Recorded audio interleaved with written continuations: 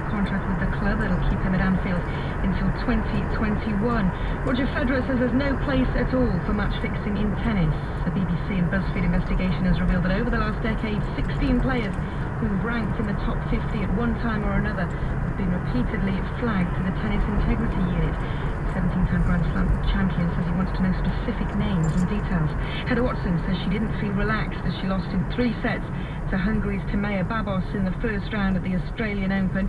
And Stephen Finn says he's disappointed to be ruled out of the remainder of the South Africa tour with a side strain. Yorkshire's Liam Plunkett has been called up as a replacement. This is BBC 5 Live on digital, online, smartphone and tablet. Much excitement is building surrounding the arrival of an owl at some point. I've looked ahead into the queue for the item and it just says she's brought an owl with her, so we don't even know what kind of an owl it is. You know, we were talking earlier about what is the most popular owl, and I genuinely thought that there was some intellectual pub quiz question to the answer, but no, it's a Christmas cracket joke by you. Well, you say that. I mean, people have been guessing tawny owl, barn owl, night owl. Snowy owl. Snowy owl. Yeah, brownies. If you went to brownies, you know your owl. As hundreds of people have pointed out, the most popular owl in the UK, of course, is the teat. Cheetah. Oh. Was there a teat owl at brownies? We all have at least one in the kitchen, don't we? Thank you, everyone, for that. Yes, and so just one more word on the owl. Someone here says, I'm looking forward to seeing the owl on the radio, but you can see the owl on the radio if you go online, because we have cameras in the studio. Yeah, the only problem is you can also see Tony and I. Which rather spoils it. Saying that, you've just had your hair done. I haven't had my roots done, yes, if you want to have a look, you'll be very impressed. I'm all one colour. Michelle. I'm not into the weather. Where we are. I'm into the weather. No. Well, once we start getting onto my hair appointments, then we know we've lost control. The weather then, tonight, clear and cold across some southern parts, but in the north it's going to be cloudy with some patchy rain or snow. Tomorrow, again, a bit of a split, really damp and cloudy across the north, further south, dry and bright, cold for everyone. Down Michelle. Well, Worcestershire, the M5 both directions is still closed between Junction 7 for Worcester and Junction 8 for the M50. It's because a lorry struck the bridge over the motorway earlier on today. Long queues heading south back to Junction 5, heading north back to Junction 10 at Cheltenham. A full update for you on the road just after 45 across the UK. This is BBC 5 Live. 5 Live Drive with Anna Foster and Tony Livesey. Good afternoon and welcome to Drive. Our main story today, the steel company Tata and trade unions are calling for more government support for the industry. More than 1,000 job losses were announced this morning. 3/4 are going to Port Talbot in South Wales. The rest are at Llanwern near Newport, Trostre in West Wales, Corby and Hartlepool.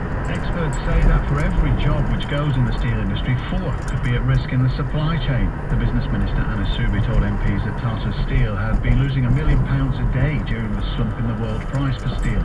Speaking after the announcement, David Cameron said the government would do everything it could to help the industry. This is obviously very sad news about the job losses in Port Talbot and elsewhere. We'll work very closely with the company and with the local communities to do everything we can to get people the training and the assistance they need. And we'll continue to do everything we can to help the steel industry. There is obviously this worldwide glut and overproduction of steel that's affecting countries right around the world. But the steel industry has asked us for action on energy prices, and we've taken that. They've asked us for action on procuring more British steel. We've taken action on that.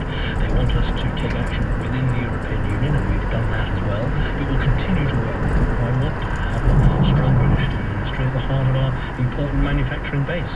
Well, we'll hopefully speak to the First Minister of Wales, Carwyn Jones, very shortly. Let's cross first of all to 5 Live's Mark Hutchings, who's in Port Talbot. And Mark, how much are people feeling that the politicians of all parties, of all colours, have really done everything they can to try and help the steel industry? Well, I think we're hearing there what the Prime Minister has to say. He might get short shrift back, I think, from a lot of the workers here, certainly the union officials, who don't feel that the UK government in particular has done enough, and certainly the Welsh government, for their part, are saying that the UK government action is too little, too late.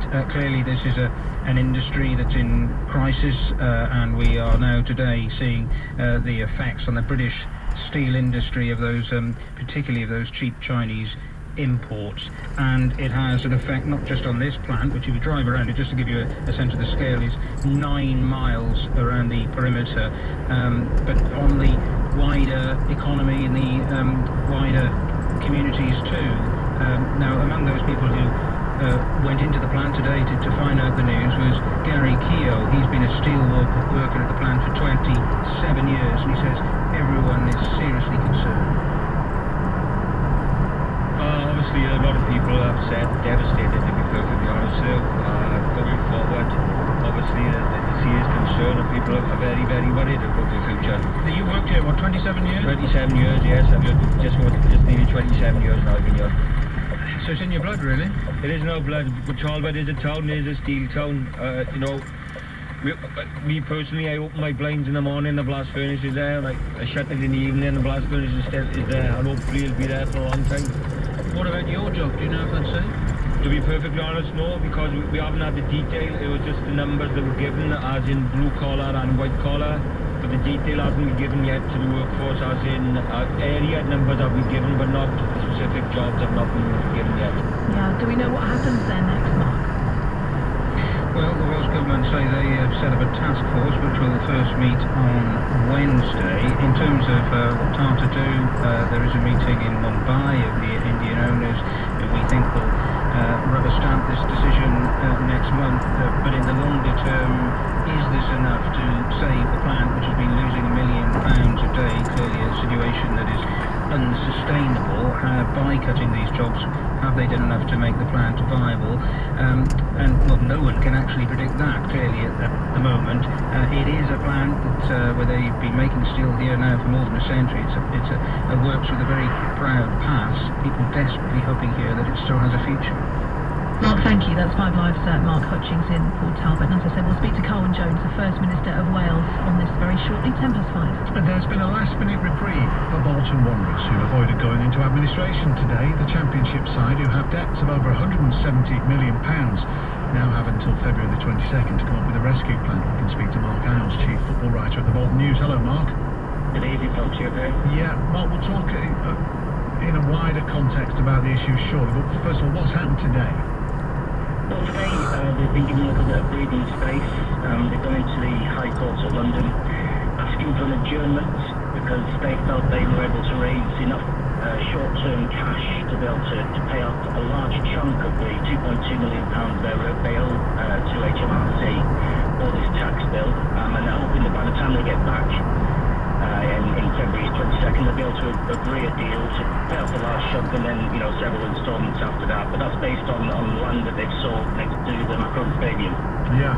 So what's the wider issue here, Mark? What's gone wrong at Bolton and what are the possible solutions? Well, the wider issue is that they faced liquidation. It wasn't just administration they faced today. I mean, the HMRC aggressively went after them and wanted them to go into liquidation. So really, a grand old football club like Bolton Wanderers could have hit the wall today. So it really is a near miss. And it's the classic example of a club that reached too far, overspent, probably didn't concentrate on what they should have been. That's the core value of being a football club. Tried to be over ambitious, and ultimately didn't have the financial planning once the owner who had bankrolled it for the last 13 years decided he wasn't going to do it anymore. Yeah, and what's the story there? Why did, it's Eddie Davis, isn't it? Why did he decide he didn't want to bankroll the club? Well, I think after 12 years or so, he'd loaned the club a fair amount of money. I think there's all sorts of theories as to how much money he actually put in, but the bank balances would tell you it's £180 million. So that's a fair investment. I think there was always going to be a day that he said, that enough is enough, I want to move on and do something different. And the football club was then tasked with a chance to find the next Eddie Davis. Unfortunately, it would appear they didn't do that, obviously, but they didn't make anywhere near enough effort to find that guy. Yeah. So what are fans saying now? Because some of them dispute that level of debt, don't they? They can't imagine how that level of debt's accrued, and also they're looking forward to the future. Does anybody actually want to buy the club? Well, we're told that sort of 3 or 4 investors have come forward, none of which have necessarily ticked all the boxes for Eddie Davis, who's still the majority shareholder and the guy who eventually makes that decision. The fans have rallied together, they've created Supporters Trust, one which is yet to decide whether it'll be one that necessarily goes to buy the club, but it's certainly an option in the future.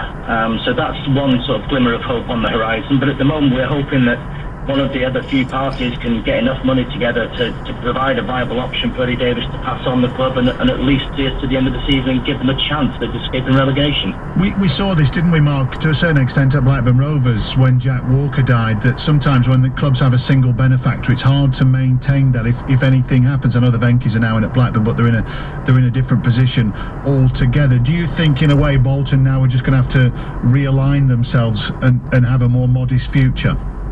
Well, absolutely. I mean, I think that the main thing is that they start concentrating on being a football club again, rather than all these different arms and different things that they've got attached to them at the moment. I mean, it does seem excess when you strip it down and look at other clubs in the Championship, and particularly ones of the same size as Bolton Wanderers, a provincial club. Why have we got so much, international football schools and preschools and 2 training grounds, and it all seems very lavish when you look at it in the cold, hard light. I mean, they were a Premier League club for 10 years.